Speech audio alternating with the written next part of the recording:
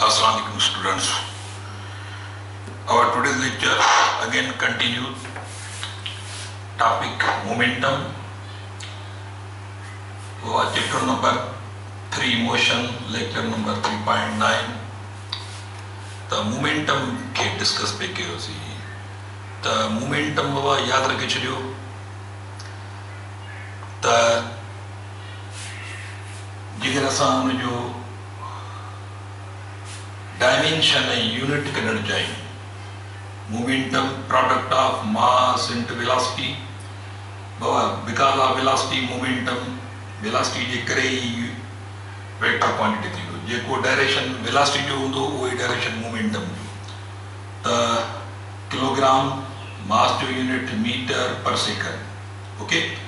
असां इनके थोरो वधीक यानी momentum upon यानी kilogram metre per second into second सां मल्टीप्लाई कयो सेकंड सां डिवाइड कयो तो मोमेंटम जो यूनिट में आंदो kilogram metre upon second square into second और kilogram metre per second square यो खबर तव्हांखे त 1 न्यूटन जे बराबर आहे यानी Newton into second the system international में मोमेंटम जो यूनिट में आंदो सो न्यूटन इंटू सेकंड रहंदो जेकर इन जो डायमेंशन तव्हां करण चाहींदो त मोमेंटम जा dimensions that is equal to ज़ाहिरिया असां वरी इनके पोइते यानी बेस खां खणो या पोइते हटाए वठिसो त kilogram metre per second in जो यूनिट आहे जेको ठीकु आहे त असां इन जो डायमेंशन हितां ई कढंदासीं यानी मास किलोग्राम जी यूनिट मास आहे metre length upon time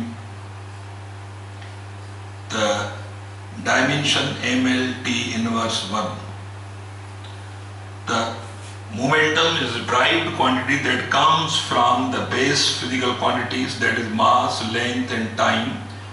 Mass is involved power 1 in power 1, length is involved in power 1 and time inverse 1. The dimension thya यानी momentum जा हाणे याद रखे छॾियो त जंहिं बॉडी वटि two bodies having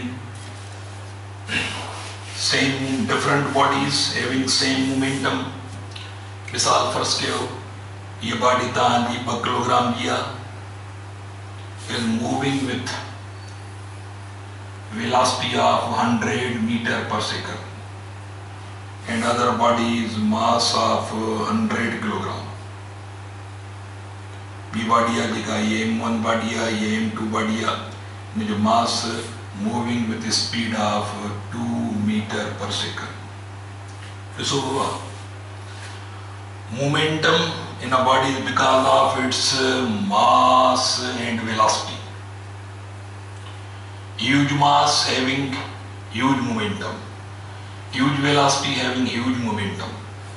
ॾिसो हाणे हिकु नंढी बॉडी आहे हिकु वॾी बॉडी आहे पर ॿिन्ही बॉडीज़ वटि मोमेंटम साॻियो आहे माना हरकत जो मिक़दार साॻियो आहे त इहे ॿई बॉडीज़ डैमेज कंहिं शइ खे नुक़सानु हिकु जेतिरो कंदियूं हिकु सेकंड ताईं साॻियो फोर्स लॻाईंदियूं.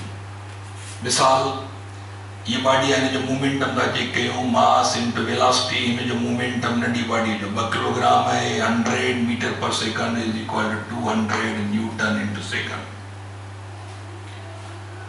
वरी ये बॉडी जो हिन जो momentum is equal to mass into velocity हिन जो मोमेंटम मास हिन जो 100 किलोग्राम आहे रफ्तार 2 मीटर पर सेकंड आहे त हाणे जेकर तव्हां हिन जो मोमेंटम चेक कंदो त इहो वञी बीठो 200 न्यूटन इंटू सेकंड.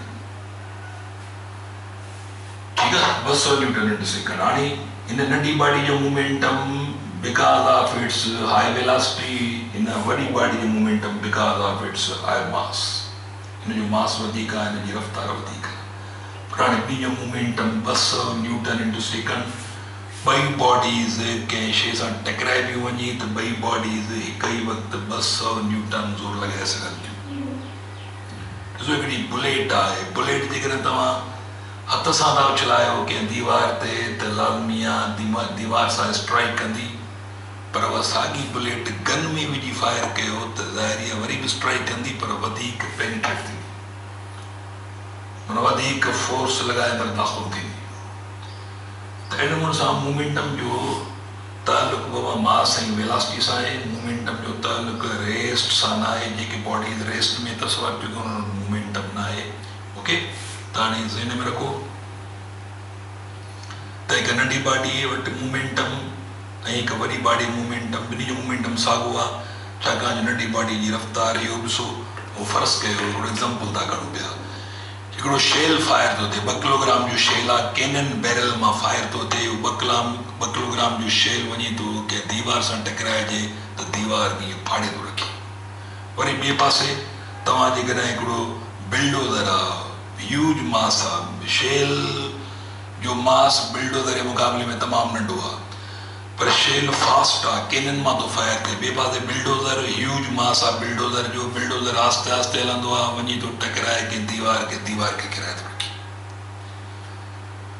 त जेतिरो मोमेंटम हिकु बिल्डोज़र में थी सघे थो, एतिरो मोमेंटम हिकु नंढे 2 किलोग्राम जी बॉडी में बि थी सघे थो। जेकॾहिं हुनखे रफ़्तार वधाईंदो त हुनजो मोमेंटम वधी वेंदो, जेकॾहिं मास वधाईंदो त मोमेंटम वधी वेंदो। त इहो ज़हन में रखी छॾियो त momentum also called quantity of motion। त असांजो मोमेंटम जे बारे में इहो हिकिड़ो कॉन्सेप्ट पूरो थियो। हाणे अचूं था पिया असां बाबा law of conservation of momentum थींदो, पर उन खां अॻु में हिकिड़ियूं नंढा टर्म्स आहिनि। असां पंहिंजे टर्म खे टॉपिक खे चेंज था कयूं। असां लिखूं था पिया system. What is system? Nizam. System, the collection of matter, the collection of matter having distinct boundary। collection of matter having distinct boundary माना मादो मटीरियल शयूं कलेक्ट थियल हुजनि, उनखे हिकु मखसूस बाउंड्री हुजे। फर्स्ट कयो हिकिड़ो सिलेंडर आहे, एयर सिलेंडर आहे हिकिड़ो। हाणे जेको सिलेंडर जो कवर आहे, इहो जेको लेयर आहे या बाउंड्री आहे, अंदरि फर्स्ट कयो जेकॾहिं एयर भरी पई आहे या मटीरियल शइ आहे अंदरि, त हीउ हिकिड़ो असांजो सिस्टम आहे हिकिड़ो, जंहिंखे हिकु मखसूस बाउंड्री आहे। उन में अंदरि ही मास यानी मटीरियल शइ पई आहे, गैस जी सूरत में, मालिक्यूल जी सूरत में, इहो असांजो हिकिड़ो सिस्टम आहे। साॻिए नमूने सां जेकॾहिं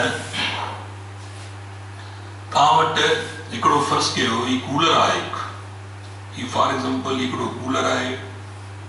इन कूलर में जेकॾहिं फर्ज़ कयो इन कूलर में जेकॾहिं हिकिड़ो पाणी भरे पियो आहे, त कूलर जो जेको ॿाहिरी दीवार आहे हिनजी, इहो हिनजी बाउंड्री आहे। अंदरि जेकॾहिं पाणी भरे पियो आहे त इहो पाणी अंदरि मटीरियल शइ कलेक्ट थियल आहे, मेटर आहे अंदरि, हिते मेटर गैस जी सूरत में आहे, हिते मेटर लिक्विड जी सूरत में आहे।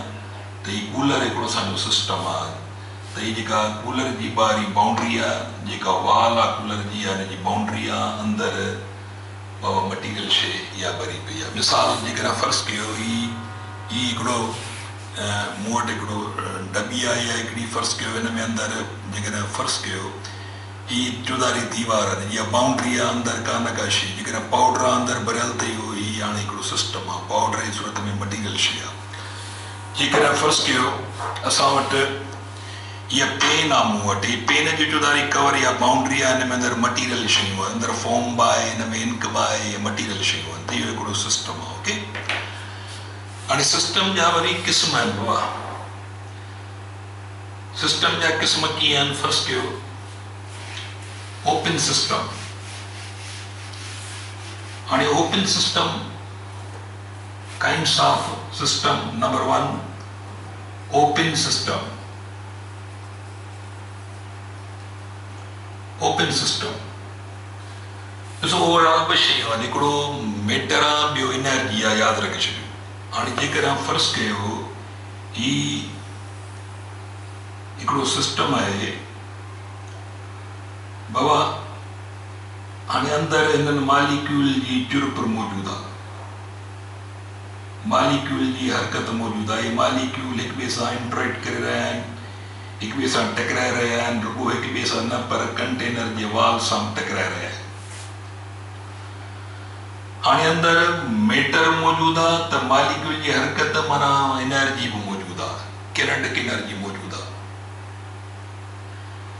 हाणे ओपन सिस्टम में छा थींदो, जेकर फर्ज़ कयो इनके नोज़ल हुजे ता इनके असां हिकिड़ो नोज़ल था ॾियूं फॉर एग्जाम्पल, इन मां जेकर मालिक्यूल निकिरनि था या वरी इनके असां एयर भरियूं था अंदर मालिक्यूल दाख़िल थियनि था तो ज़ाहिर आहे इन जी बाउंड्रीज़ माना हाणे इन जी बाउंड्री आहे जंहिं बाउंड्रीअ मां इहो मैटर ॿाहिरि कढी सघूं था, मैटर इन बि कराए सघूं था, लाज़मी आहे मैटर वटि एनर्जी बि आहे।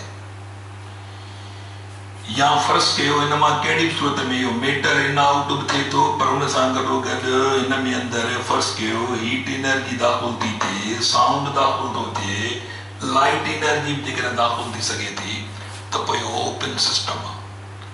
त ओपन सिस्टम जो मतिलबु आहे त that system from the boundaries of which matter and energy can cross.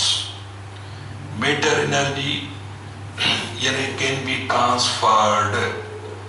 ताने तां जो हिकिड़ो कमरो आहे, इहो कमरो ओवरऑल ओपन सिस्टम आहे, छाकाणि जो कमरे में मटीरियल शयूं अची वञी सघनि थियूं, कमरे में ॿाहिरियां मालिक्यूल एयर मालिक्यूल भी इन आउट थी सघनि था, कमरे में अंदर रोशनी ॿाहिरि अची सघे थी, अंदरूनी रोशनी ॿाहिरि थी सघे थी, एनर्जी आहे हीट ॿाहिरि अची सघे थी, अंदरूनी हीट ॿाहिरि निकिरी सघे थी। त असांजो कमरो जेको वाल उन जूं छा आहिनि बाबा, उहे वाल उन जूं आहिनि बाउंड्रीज़।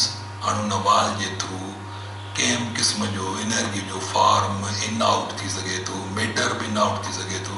त इहो असांजो हिकिड़ो ओपन सिस्टम आहे। तव्हां जेकॾहिं घर में हिकिड़ो घड़ो भरे पियो आहे फॉर एग्जाम्पल, जेकॾहिं असां वटि हिकिड़ो घड़ो आहे घर में, हाणे इहो घड़ो जेको आहे ॾिसो त पाणी सां भरे पियो आहे, भले तव्हां मथां ढकण बि ॾेई छॾियोसि पर हीअ जेका बाउंड्री आहे हिन जी, इहो जेको टिकर जी वाल आहे इहा हिन जी बाउंड्री आहे।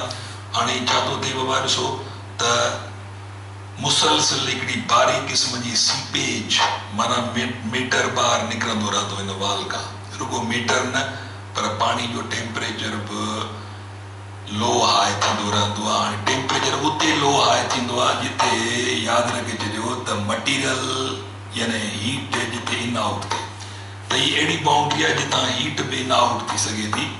ओके, जितां हीट इन आउट थी सघे थी, उन जे करे ही अहिड़ो सिस्टम आहे जंहिंजे बाउंड्रीज़ जे थ्रू तव्हांखे मटीरियल शेप क्रॉस करे सघे थी ऐं प्लस एनर्जी भी क्रॉस करे सघे थी। उन करे असांजे घर में इहो पियल जेके घड़ा आहिनि, दिला आहिनि, इहे सभई छा आहिनि बाबा ओपन सिस्टम आहिनि। त हीउ बि हिकिड़ो ओपन सिस्टम जो तव्हांखे मूं मिसाल ॾिनो। त अहिड़े नमूने सां ॿियो आहे तव्हांजो क्लोज सिस्टम। हाणे क्लोज सिस्टम में छा आहे, क्लोज सिस्टम ओपन सिस्टम खे डिफाइन कीअं कंदो, दैट सिस्टम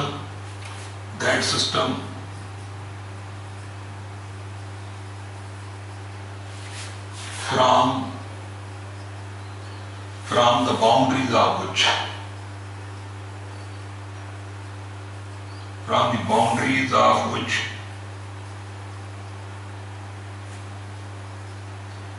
matter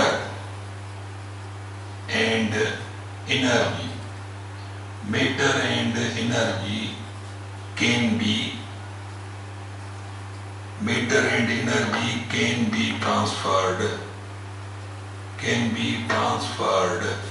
मैटर ऐं एनर्जी ॿई ट्रांसफर करे सघजनि। हिनखे यादि रखे छॾियो त बाबा ओपन सिस्टम चइबो आहे। उन खां पोइ क्लोज सिस्टम। हाणे क्लोज सिस्टम में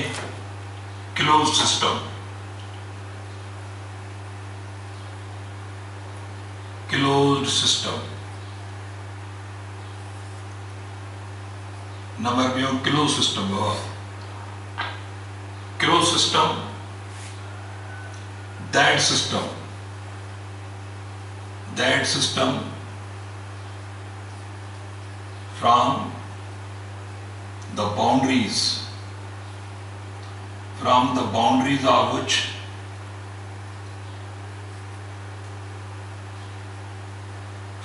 boundaries are which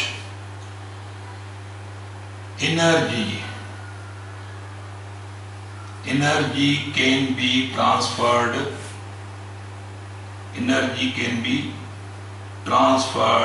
but no matter.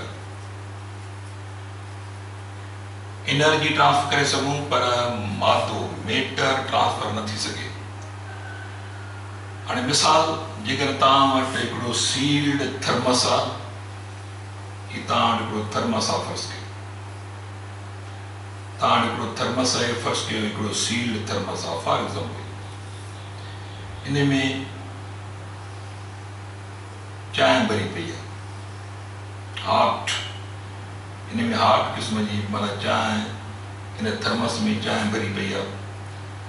फर्ज़ था कयूं हिकिड़ो अहिड़ो थर्मस आहे जंहिंजो अंदरि टेम्परेचर, उन चांहि जो टेम्परेचर अंदरि मेंटेन थो थिए पियो, कलाक, 2 कलाक, 3 कलाक, 5 कलाक, 10 कलाक एंड सो ऑन, माना अंदरि टेम्परेचर उन चांहि जो फर्स्ट कयो 99 डिग्री सेल्सियस आहे।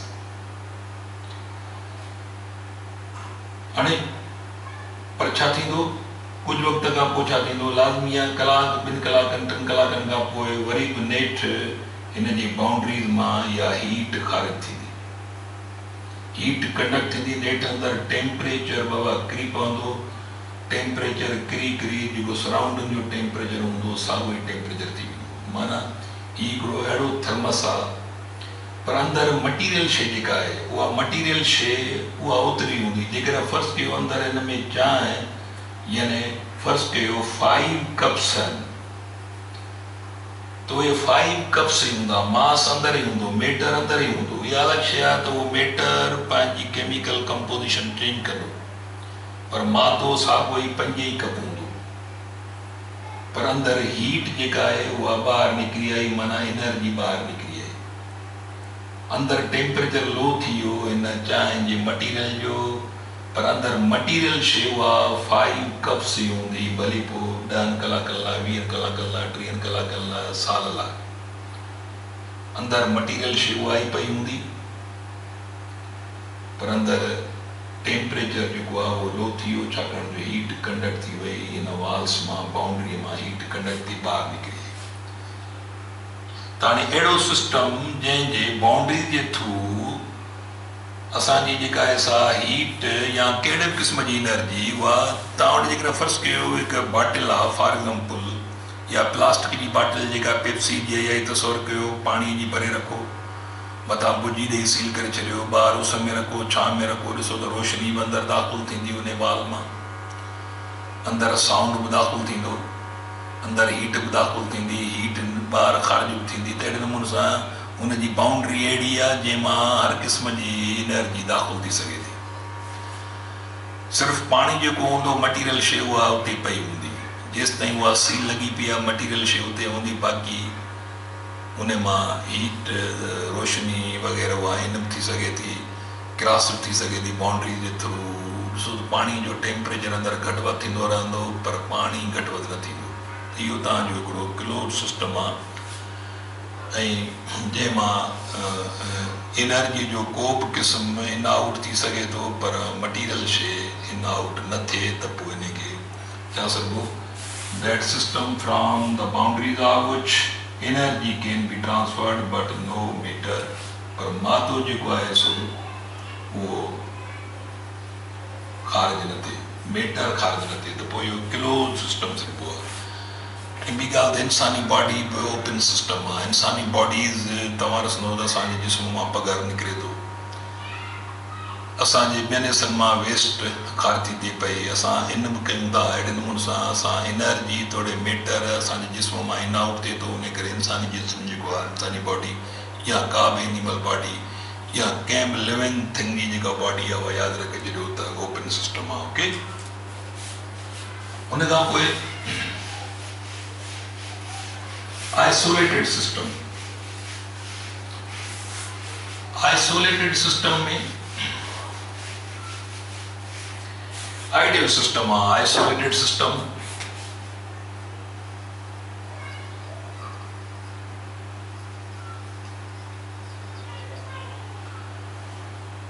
आइसोलेटेड सिस्टम नंबर 3 हिकिड़ो आइडियल सिस्टम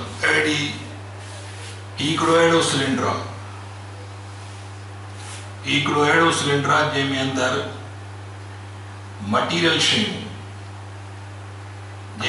मटीरियल शयूं मीटर मौजूदु आहे बाउंड्री मौजूदु आहे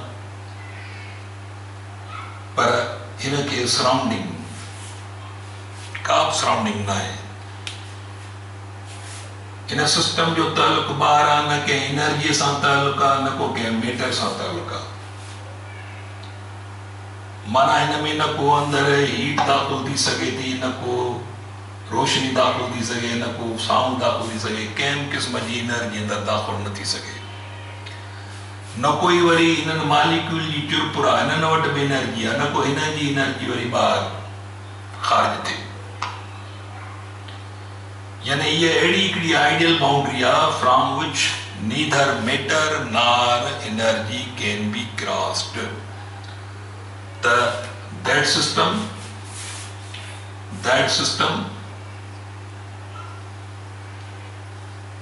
that system from the boundaries of which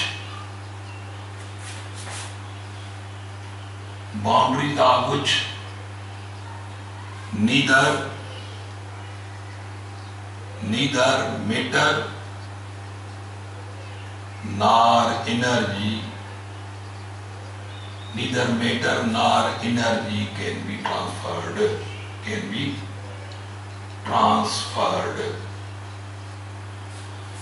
त अहिड़ो सिस्टम जंहिंजे बाउंड्रीज जे थ्रू न बाबा मेटर ट्रांसफर थी सघे न को वरी एनर्जी ट्रांसफर थी सघे हिनखे असां ॿिए अंदाज़ में असां बयानु करे सघूं था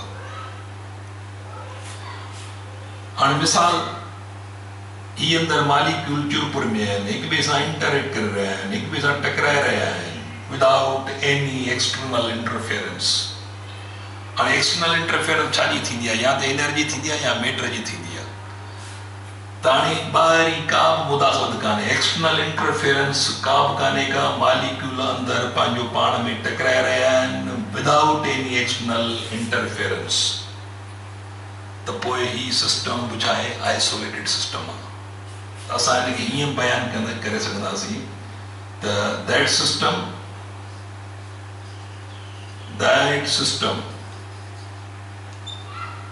in which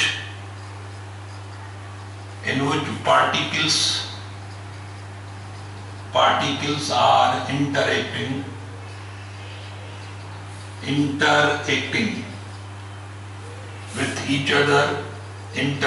with each other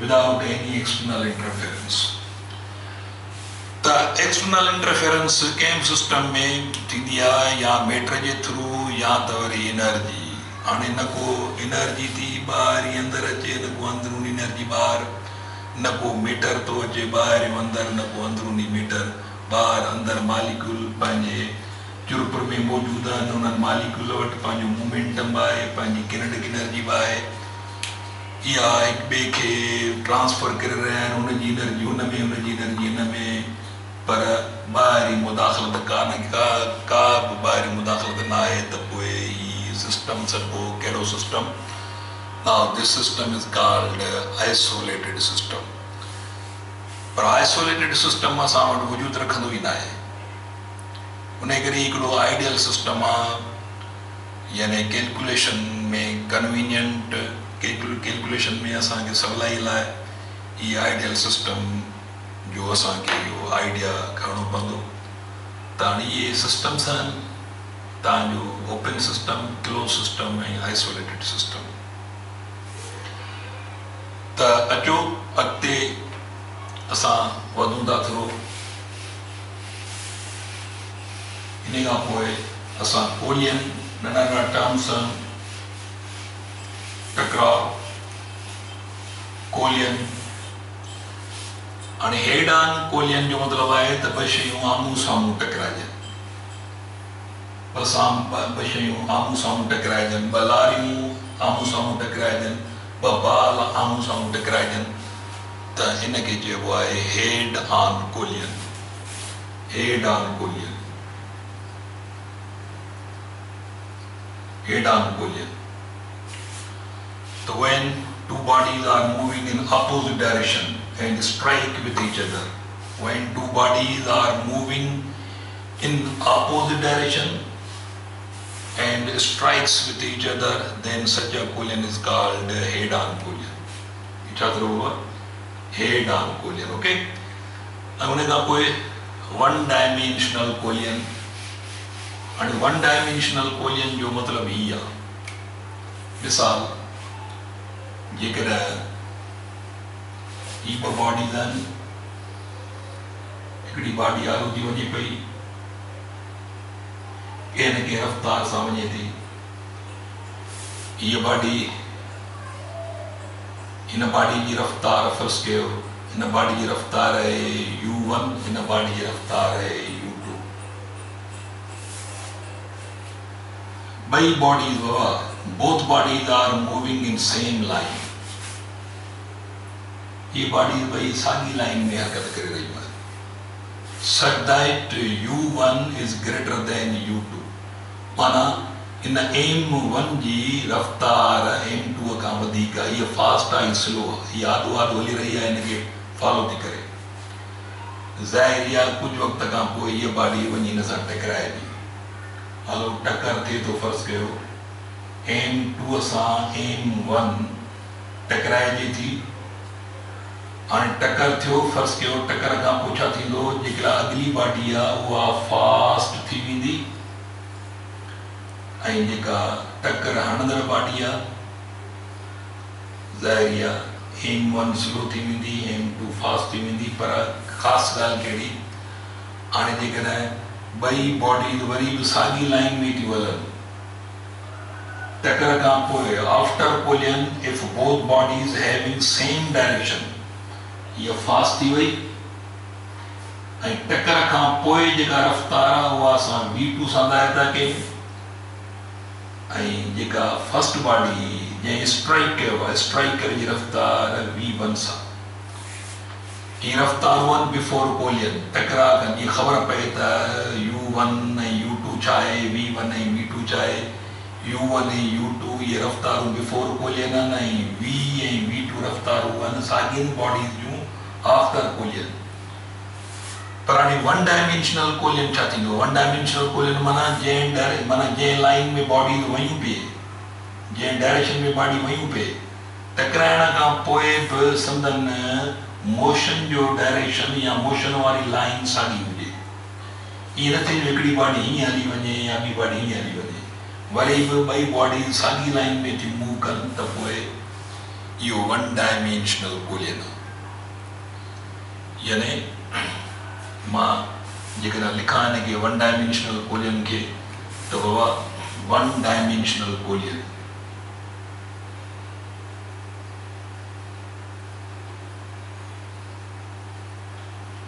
one-dimensional collision when two bodies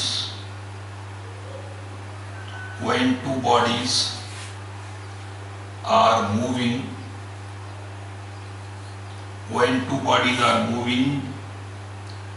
along same line and collide with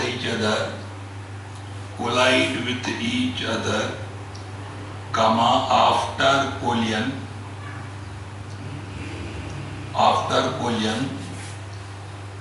their line of motion, and after collision if their line of motion remains same, then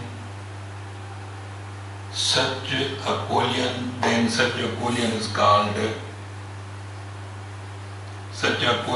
is called one dimensional collision, one dimensional कोलियन।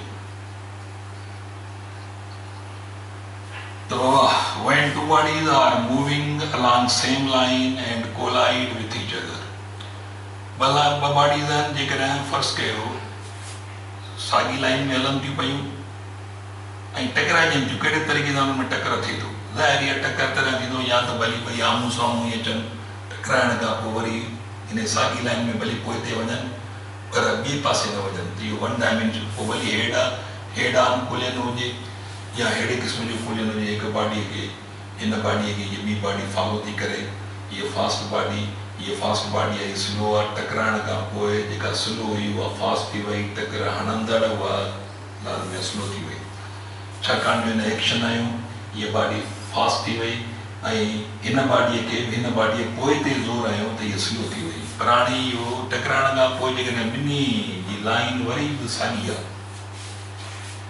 ॿिन्ही जी line जो motion जेको आहे साॻी line में motion आहे, त पोइ if their line of motion remains same, then such a collision is called one dimensional collision। तो पोइ इहो वन डायमेंशनल कोलियन थींदो आहे। त अॼोकी टॉपिक असांजी हिते असां हिनखे यानी पूरो था कयूं। हाणे नेक्स्ट टॉपिक में असां यानी पढ़ंदासीं इलास्टिक कोलियन, इनलास्टिक कोलियन, इहे नंढा नंढा टर्म्स आहिनि जेके असां यानी फॉलो कंदासीं। हुन खां पोइ असांजो मेन टॉपिक्स हूंदियूं, त इहे थोरियूं ज़हन में शयूं रखी छॾियो। अल्लाह हाफ़िज़, पंहिंजो ख़्यालु कयो।